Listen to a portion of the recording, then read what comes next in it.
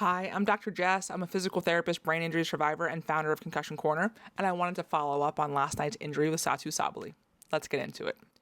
Good morning from a very brisk New York City this morning. It's officially fall here in New York, and it's probably my last iced coffee. But before I have it, I wanted to hop on here and answer a couple of the DMs that came through overnight while I was sleeping. We just had a phenomenal office hour with one of our Concussion Corner Academy students.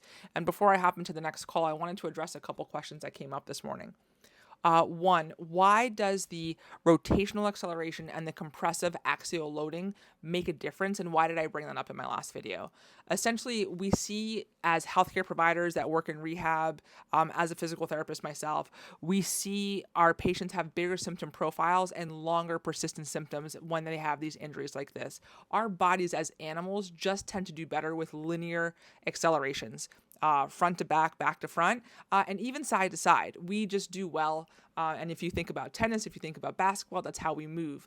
The rotational component when we have an injury like we have with Satou here is that we have compression combined with rotation, and those two things individually are not great, but together we also don't see them to be good for in terms of outcomes from recovery. We just see things tend to be a little bit slower. The reason being is when somebody is hit in the temporal lobe, it's also the thinnest, most vulnerable spot in the head, and for brain to skull protection, right?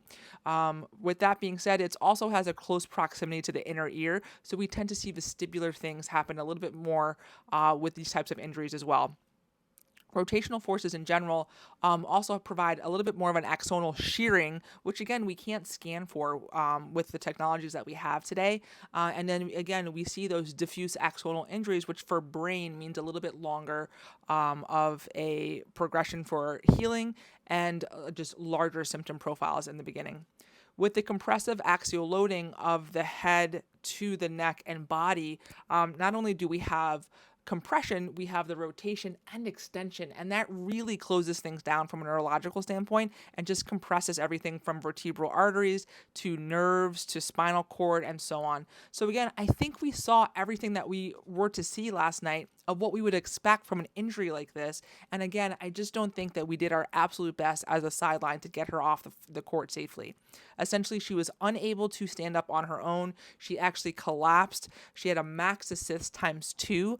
It's just how we would document this in the hospital. And then she actually collapsed and then was lifted up again and then actually, quote unquote, ragdolled off the court. She was not independently ambulating. She was not reciprocally moving her legs for a normal gait pattern. And she was essentially dragged off the court, unable to even hold herself up from the upper extremities, as she was really just being held up by the two people that took her off the court. I really hope we can do better. If you have any questions, please let me know, or reach out to us at hello@concussioncorner.org, and I'm happy to answer any questions in the DMs or comments below as well. Okay, prayers and thoughts to the Sabally family, and Satou, I hope you have some of the best care around. We wish you a speedy recovery. Okay, take care.